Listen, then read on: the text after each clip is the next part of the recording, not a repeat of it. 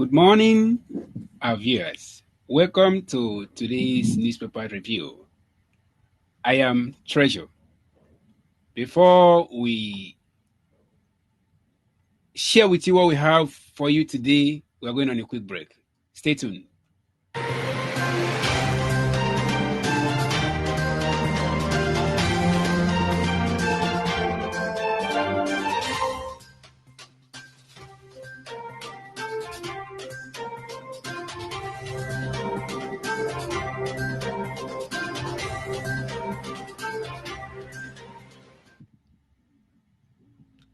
Welcome back. Cybersecurity levy further pauperize Nigeria. We further pauperize Nigeria, said TUC, OB, Northern Coalition. Federal government plans further VAT increase, news sharing formula. Naira depreciate further as dollar sells to BDC Wobu. So first order, we further pauperize Nigerian.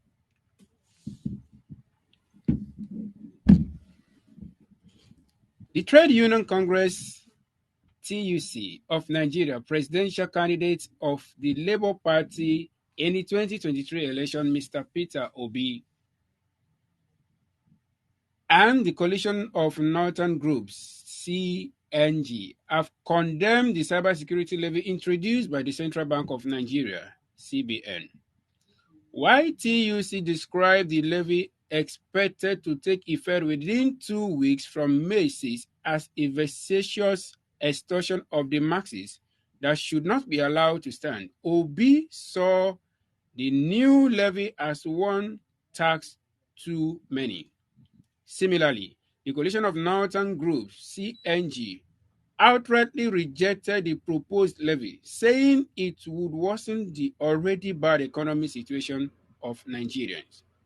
The TUC, which also took a swipe at the President Bola Tinubu administration for policies that had brought pain, anguish, and sorrow to Nigerians, gave the federal government an ultimatum to give marching order to the CBN to immediately withdraw the circular and cancel the planned levy.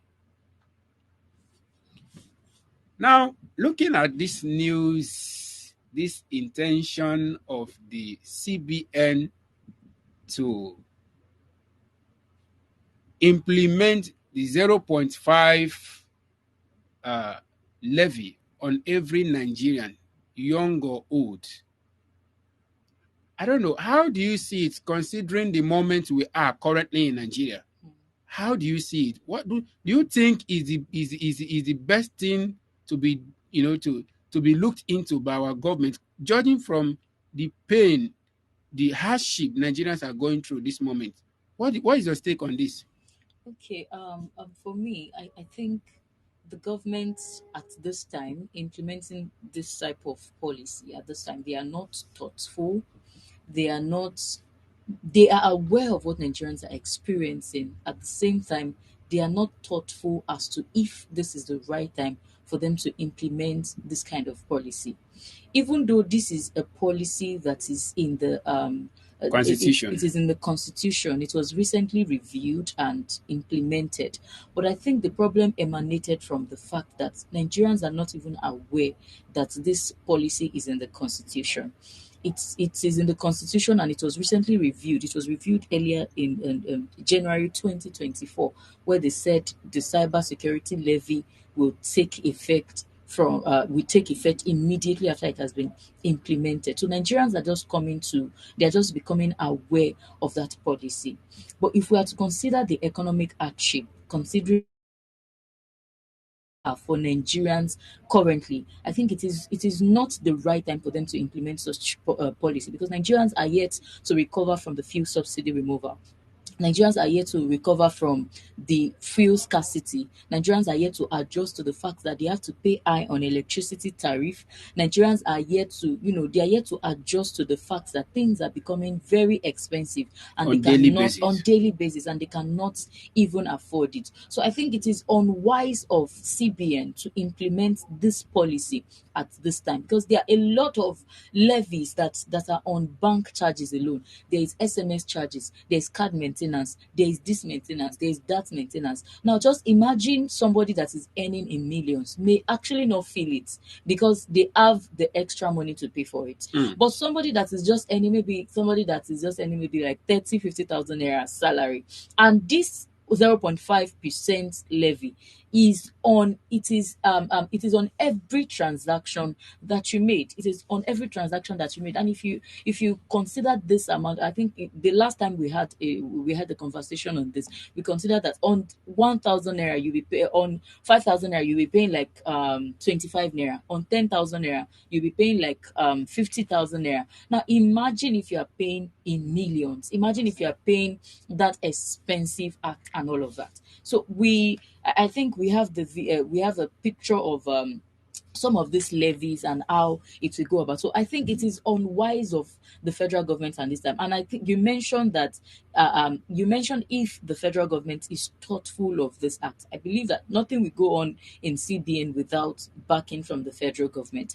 At this time, I personally, if you ask me personally, excluding the fact that I'm a journalist and all of that, if you had asked me personally, how I am taking it. Personally, I'm just going to say that this is just a ploy for the federal government to enrich themselves, because one, there is really no budget for this cybersecurity levy. For whatever tax you are obtaining from Nigerians, you should be accountable to us enough to tell us what you will be using the money for. But in this case, there's really not they are not open enough to let us know what this new levy will be implemented into. And considering the fact that they are depositing this cybersecurity levy into the purse of the National Security Advisor of the country, the National Security Advisor of the country is not a revenue generating Agency. agency to be collecting such amount of money. So if they are to discuss to recover all of this money into the course of the NSA, then they should let us know why it should be in the purse of the NSA and not the revenue generating agencies in the country. Mm. Why should it be with the NSA? Considering some of the things that we have heard about NSA, there have been issues of bribery, there have been issue of corruption back in the days of Goodluck Jonathan. So why are they depositing that money into the purse of NSA? So I think Nigerians' reaction now is pouring even CBN themselves to review this act, and we hope that they are going to review, because this implementation cannot even take place in the next 2 weeks, because Nigerians are yet to adjust to the hardship they are coming from. Talk more of another hardship or considering how the economy is at the moment. Thank you. You see, it's surprising that the government are always considering reviews that has to do with themselves. Yeah. I believe in that constitution. There are some of them that favor the masses. We don't hear about the reviews of such, constitutions. What you just said now, it reminded me of Oronsoye's reports. Earlier in January, the Mr. President said they are going to implement the Oronsoye's report. And by the time we consider what this Oronsoye's report is a 700 or 800 pages report on how government can cut down cost of governance.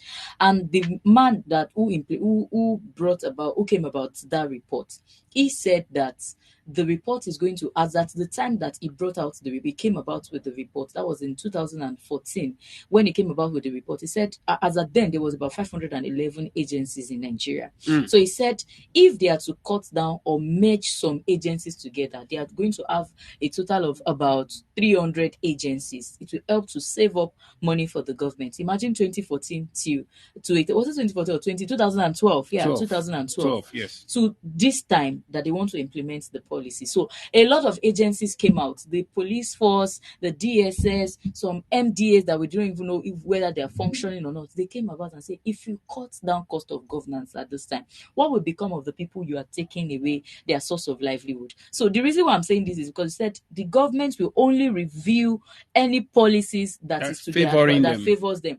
And then Mr. President said they are going to review that Oronsoye's report, that truly it is outdated, 2012 to 2024. Things are not the way they are again.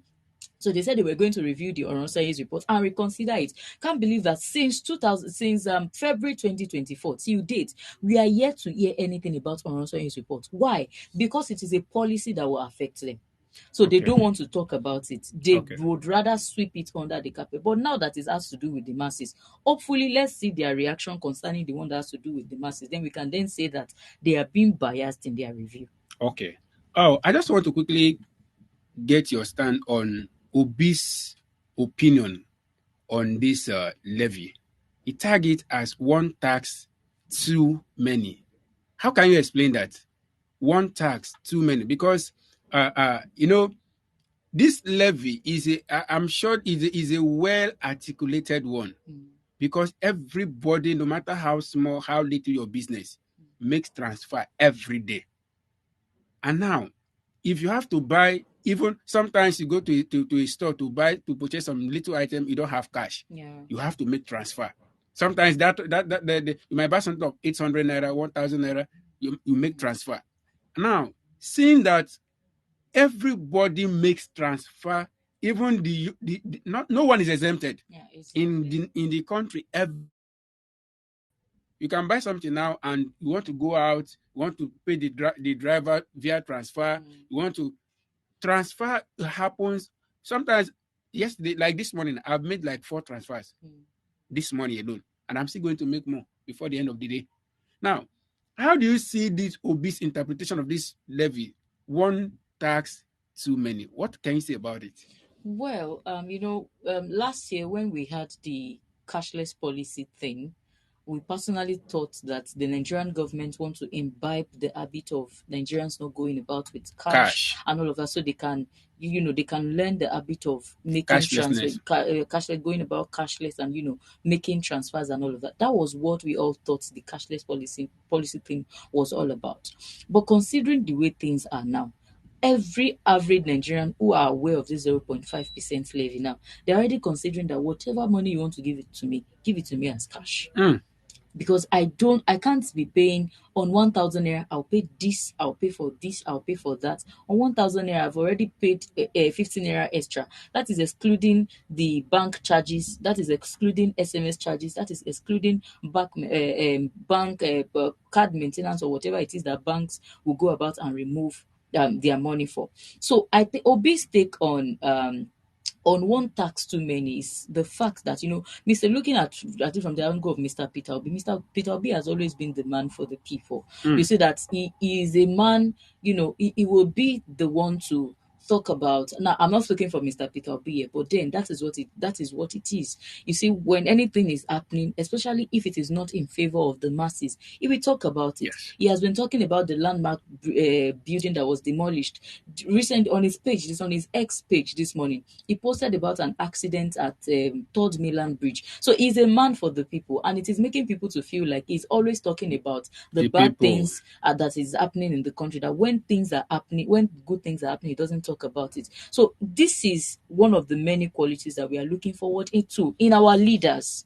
So I actually expect that these thoughts will be coming from the federal government themselves, that no, you can't implement 0.5% levy on people that are still complaining about food scarcity, inflation, and all of that. So coming from his own angle is not as a result of himself. It's not from the perspective of himself still eyeing that position. No, but he's just speaking from the perspective of every Nigerian. He's not a president in the country. He's not a leader in the country, but at the same time, he's a leader that people would look forward to following. But at the same time, he is an individual in the country. He is a Nigerian. He has the right to speak as every other Nigerians are speaking. Right. He has the right to do that. So this is a tax that is too much for any Nigerian to bear, regardless of how rich you are, because this is going to affect every fiber, every sector of the country. You know, I was listening to one of these telecommunication people experts who went for an interview at Arise TV. He said, with the way things are going, that if care is not taken, if the telecommunication industry should shut down, it is going to affect all sector of the economy. It's going to Hmm. affect, even because how do we run a show when the network is bad? How do you reach out to people? How will bank operate? It's going to affect practically everybody. And it is this same sector that the federal government, the Nigerian government, are still considering that they are going to bring tax on. Hmm. So if they should input tax on, if they should impose tax on them too, how will they survive? It will affect practically everybody, including the people that are making all of this policy. So Hmm. on Mr. Peter Obi's perspective, he is a Nigerian like every other person, and he has the right. To He has air the his right mind. to air his mind and all that. Thank you very much. Finally, on this particular news, I would like to ask you, the considering the position of the TUC, considering their threats, do you think they are really going to carry it out? Judging from the fact that they've made lots of threats to the government of mobilizing the people to go on strike and all that, and nothing of such later happened. We don't hear, we don't see them. Now, this thing now is going to affect everybody in this country. Do you think these people really have the mind, considering what we are seeing, what is playing out now currently? You know, I said earlier on one of our program here that TUC or the labor, they are no longer as strong, as a, mindful of the people as they used to be. If not by now, most of the things we are talking about won't be happening. Because if the government understand and have the fear that these people are going to mobilize the masses against us, they will be afraid of saying it out, not even carrying it out. All right. So, as a matter of fact, why the government let this out and gave 2 week notice is because they know that Nigerians are going to react. They know Nigerians will react on this one. If not, I'm sure they would have just imposed it. All right. So, what do you think the labor? Do you think they are really going to carry out the threat of going out on a strike, shutting down the economy if the Nigerian government insists on imposing this levy? Okay, I think there's so many backstories about TUC and Labour. In February, when they protested in February, where we discovered that it was only Labour, the Labour Congress that came out to protest. The TUC did not join them. Mm, With all in what the TUC claimed is that they are not aware that Labour will be going on a strike, mm. and because there was really no agreement between them, they've not on their own done an in-house Meeting. conclusion on what the minimum wage should be about. So looking at it from the perspective of TLC and TUC, sorry, NLC rather, NLC and TUC, we can say that first there's division amongst them. And when there's division in those two parties that are supposed to be speaking on behalf of Nigerians, there's really no how Nigerians are going to get the justice that they deserve. And we see that when NLC went on protest, then Mr. President came, he threw a jibes at them and said, if you know you want to fight for the people, if you know you want to fight for hunger, for scarcity and all of that, you should wait for 2027 election. Then you can come out and protest for election, and we can come out and contest for election and all of that. That was the drive Mr. President threw at them. So considering now, say I've always said that TUC and NLC are working. If they are not working, we won't be hearing all of these things. We won't be hearing this. And though their workings may not be effective enough. They may not be saying all of the things in the mind of Nigerian workers. But at the same time, they are doing everything in their capacity, even though it is not enough. They are still doing it to ensure that they speak on behalf of the people. Now, let's look at it from the people's perspective. You discover that when you see one person fighting for a good cause, you see that there are some other people who will not want to do that? Probably because the part the common enemy they are supposed to be fighting is their party man, somebody they like, somebody they voted for, somebody who they believe in. So it may not really be possible for them to support NLC and TUC movement like that. Why? Because there is division. Mm. So, like we have always said, let's just wait for the ultimatum that NLC give to the federal government. If at the end of May 31st, federal government did not get to say anything about the minimum wage, then let's see the action of the people.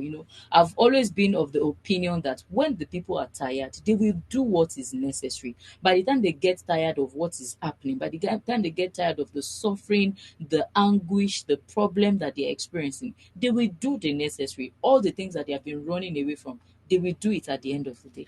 All right, so we are just going to wait and see. The TUC have issued, an ultimatum to the federal government that this new levy will not be implemented. It's not unacceptable.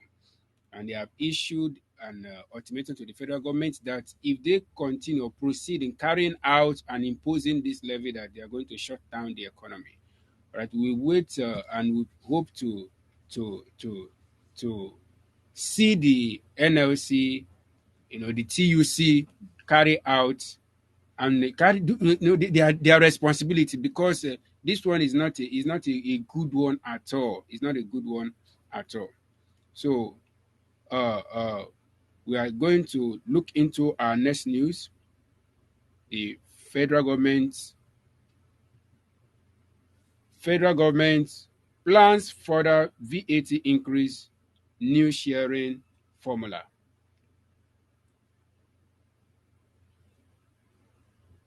Okay, the next story that we are looking at today is on the federal government plans further VAT increase, new sharing formula. So very quickly, let's see the news in details. The Presidential Committee on Fiscal Policy and Tax Reform says there is a need to increase the value added tax (VAT) rate. Speaking at the Policy Exposure and Impact Assessment session of Taiwo Oyedele also disclosed that the VAT revenue sharing formula would be reviewed. Oyedele added that the committee has proposed reviewing state and local government share of VAT revenue to 90% from current 85%. According to Section 40 of the VAT Act, the federal government gets 15% of the tax revenue, states share 50%, and local government share the balance of 35%. The implication of the proposed new sharing structure, according to him, is that the committee is recommending reducing the federal government share from 15% to 10%. Okay, this is a case of more hardship on Nigerians. Increase of tax, Yeah, tax this, tax that.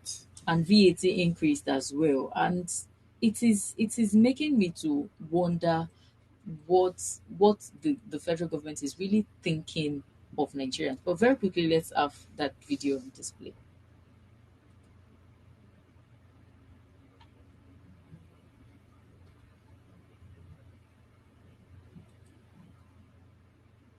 Let's widen the tax net. Those who are not paying now, if it is inclusive of Bola Tinubu, let the net get bigger and we take in more taxes, and that is what we must do in the country instead of additional layer of taxes.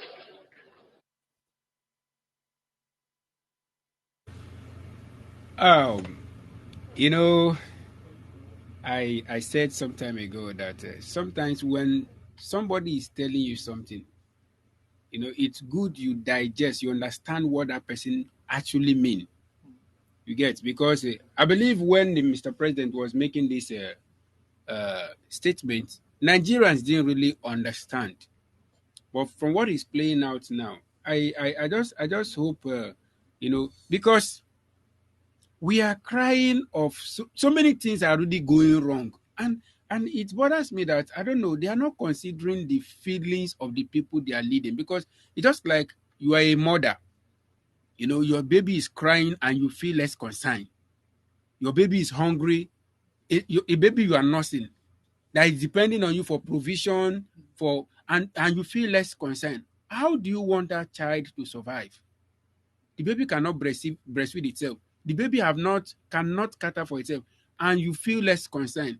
How do you want that child to? That is what is playing out between our leaders and the people they are leading, the Nigerians. A lot of cries, a lot of pains, and they are in position to make things at least easier or easy for the people, and they are not showing concern. Rather, they are increasing taxes, introducing taxes, making, imposing laws or introducing things that will further make the people to cry. I don't know. It's not supposed to be happening, judging from, because this was not what they promised us. They promised us renewed hope. They promised us, to do better than the former people were doing. But I can see that even people are now praying for the former administration. People are now wishing that the former administration could have continued. But this was not the promise. I don't know. I don't know what you can say about that, because it bothers me so much that many Nigerians, you see, go out there in the street, you see men begging, people begging, because not because they are not working, but what they are earning cannot survive the current situation in Nigeria. It's really a bad situation. All right. I watched a video at the beginning of this week of a lady that was being interviewed. She works in the US. She's a tech lady, and somewhat there's this person who interviewed her and asked how much she takes home at the end of the month after taxes has been removed from her money, and she mentioned the money in dollars, and it was outrageous. And even the interviewer was surprised, like, at the end of the month, after the tax has been removed, you still go home with this amount. And she said yes. And it just came to me that advanced countries who tax their citizens to pay for certain things, who generate revenue from taxing their citizens, the citizens are seeing what they are paying for. And they are well paid. Exactly. So the VAT tax in itself is normal. It's one of the many ways that the federal government can generate revenue to work on making the country become better. So in a country where the revenues are generated and are being used for what people can see, in other advanced countries, you don't need to pray over health. It is only in Nigeria that we pray for things that we should be getting for free. In advanced countries, they don't pray for electricity. They don't ask, oh God, please let NEPA bring light, because there's light.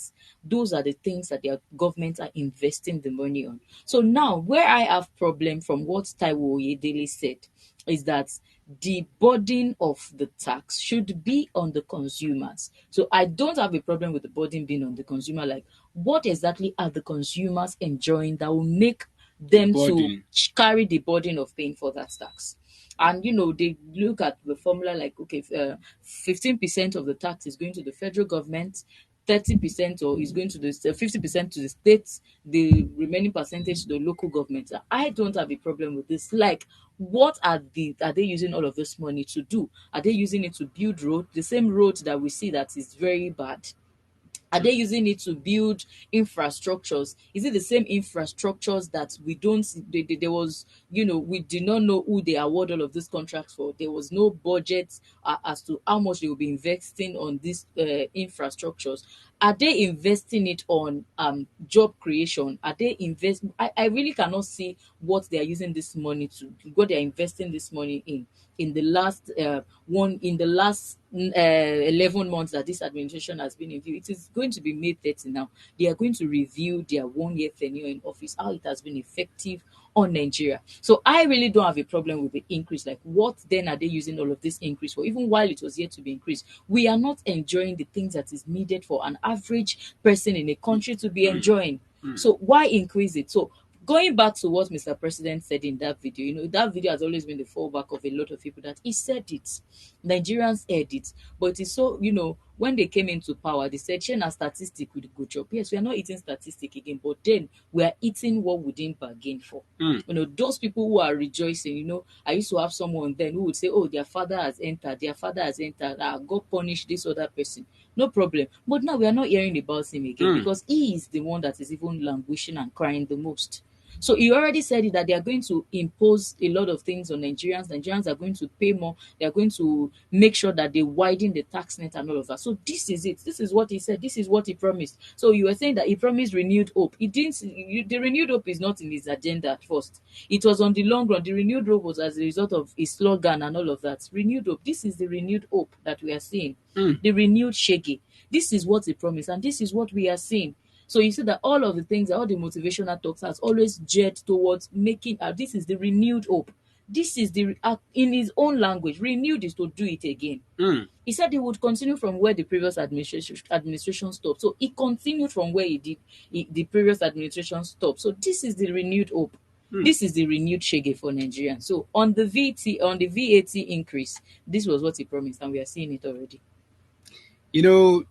This country is the only place I can say that we have a lot of things naturally, and people who are depending on us are enjoying same thing better than we do. Yeah. It's only happening in a country called Nigeria. Now, the things that the government should ensure. You were talking about people not knowing what they are using the money they are generating from all these angles, so many angles. We don't know what they are using it for, are using them for. It's because I said in one of our programs here that they don't see themselves accounting for anyone. They don't see themselves accounting for anyone. So sometimes why they are using, they impose certain things because they know it's not going to be convenient and acceptable by the people. That is why they usually impose it. And I tell you, they already anticipate a massive, reaction on the current one they are introducing. So, but the increasing this, why it was recently increased. As a matter of fact, this VAT, it was recently increased. And now they're increasing it again. I think the people should the conscience. They have a conscience and they should understand that there is time for everything. Even if you want to make increase on rates and all that on taxes, let it be that certain means where people can be able to generate the money to pay have been settled. Let people have no reason not to be able to pay. But as it is now, if this increment is implemented, honestly, so many business will shut down. Yeah. It will shut down. And if they shut down, who will now pay the taxes? So they should consider this and understand that it's not helping the country, it's not making investors to come to Nigeria.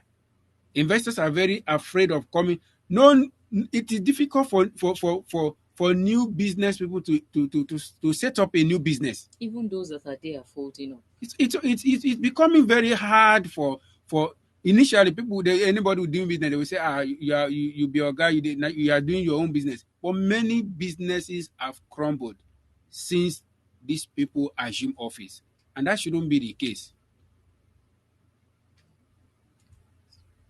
So we are going to our last news with you today. Naira depreciate further as dollar sales to BDC wobbles. Naira depreciates further as dollar sales to BDCs wobble.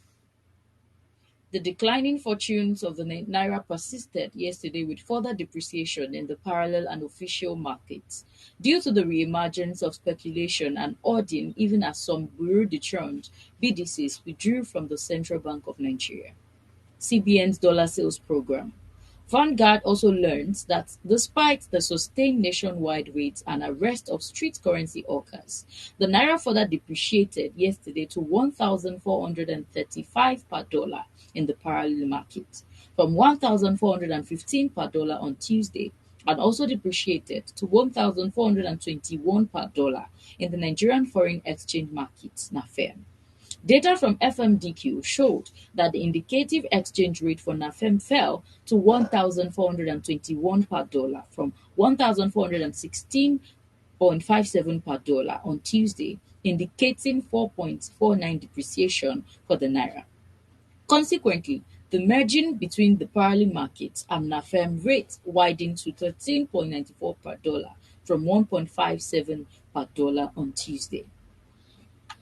No, I think it is high time the CBN chairman, the CBN governor, Mr. Yemi Cardoso, it is high time he tells us how he was able to pad the dollar to the point that dollar came down to 1,000 naira, and how what is currently happening that is making the naira to depreciate Depreciate in on daily value basis. on a daily basis. Before it was on the claim that the Nigerians are spending so much on importation and all of that. And whatever it is that he did was still yet unknown, because like quite a number of Nigerians are accusing him and saying that he's using our our FX to pad the naira, to use it to strengthen the naira and all of that. But he was saying no, that's not what they are doing. But they are going to work on how. Well, I think part of the many things that will ensure that naira is strengthening in the country is on production. And currently, as we speak, I don't think we are making progress in the aspect of production. So I would like to hear your opinion as well on this dollar naira depreciation. What is happening is exactly. All right, you see, in this country, things depreciate more than it appreciates. That is what we keep on hearing: depreciation of naira, depreciate, and maybe after like depreciating like 10 times, it will now appreciate like once.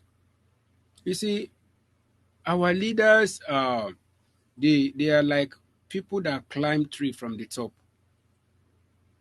There was this administration in Lagos State, the administration of Governor Ambode. Back then there used to be this heavy traffic on Third Mainland Bridge. When he assumed office, he visited the cause of that traffic, where the traffic is emanating from, and did something. And immediately that problem was tackled. Traffic ceased in Third Mainland Bridge. Till today, everyone in Lagos is still enjoying it. Now, our leaders these days, they find it difficult to handle issues from the roots. Okay, they arrested somebody and said it's because of him or because of them that naira is depreciating. Since after the arrest, is naira not still depreciating? I believe they know the things they should do, just like you spotted production. If production is strengthened in Nigeria, I believe that this constant depreciation of naira will not continue. So it's about time the government should look at the major area, the actual areas. You can have a bunch of key and not have the right key to a particular door. They are applying the wrong keys. And once you keep on applying the wrong key, you might never be able to open the padlock. Nigerians are looking onto the government to help us. How many people are fully into production now? How many people are fully into farming in the country, which is the area that can help to strengthen our naira? So I believe if the government should look into all these areas, help Nigerians, strengthen the things that have been affected, I believe naira will come back alive. Okay. When the Binance executives Nadim Ajanwala was when he was arrested, you know, we actually thought he was arrested on the case of there's been so many cases of Binance encouraging money laundering and all this terrorism funding and all of that. So we thought, okay, probably they don't want any activity of cryptocurrency to keep on going, because you see that people trade in dollars and all of that. They thought that was actually the reason why dollar was appreciating and naira is losing its value. But we also note that even some of the bureau de change that they are selling these dollars to, most of them sell it out to their own, or they sell it out to people who hoard dollars. And by the time they hoard dollars, people are waiting for the time that dollar will increase again before they will start selling it. So I Hmm. think part of the many things that is causing this appreciation and naira depreciation is because there are still some people that are hoarding dollars. But right here on this table, we look at, there was a time when some bureau de change were legalized, and we saw that so many funny names. You know, some of them were calling themselves rice and beans bureau de change, mommy and daddy bureau de change, and all of that. Most of them do not look like a recognized bureau de change body. But then we mentioned it, and nothing was done to it. Most of those bureau de change are still functioning. So if they will not stop, if most of these bureau de change will not stop hoarding their dollars, maybe naira will appreciate again. And we look at the aspect of production.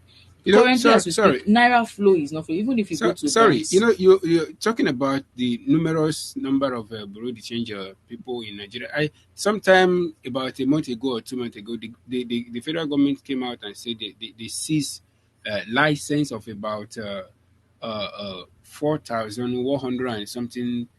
And since I don't know if that has been implemented, because you know things like that had not to affect them, they don't take it seriously.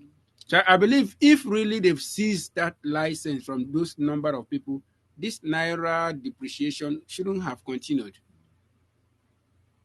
You know, you mentioned about the numerous license or operators of Burundi. That's why I had to I recall this news that about 2 months ago the federal government came out to tell us that they've seized license from good number of these people. So what is still happening that naira keep on depreciating? so the only one who can actually answer this question currently as we speak is the CBN chair, the CBN governor. It should be, when I think during the tenure of um, President Muhammadu Buhari, while he wasn't on seat, and Osinbajo filled in for him.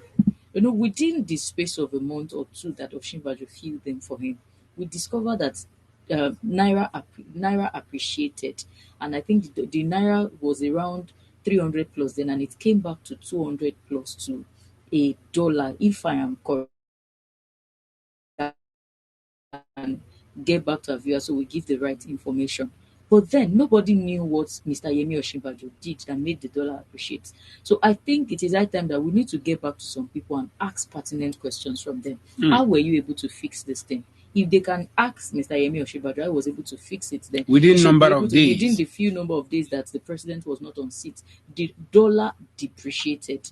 You know, so if they can ask him and get viable information from him that will help to strengthen the naira. At the same time, we also want to know what the CBN governor did that made naira to come back to 1,000 naira. A lot of persons are saying they borrowed from our FX, from the foreign whatever they borrowed from them, but he is saying that wasn't what they did. But we need to hear from Mr. Yemi Cardoso himself on what they did that brought the dollar back to that brought the naira back to 1,000 naira to a dollar. But then, regardless of how they bring it, if it will not go back to the 400 naira, 410 that it was before, When they then assume when office. they assumed office, then it is still not visible.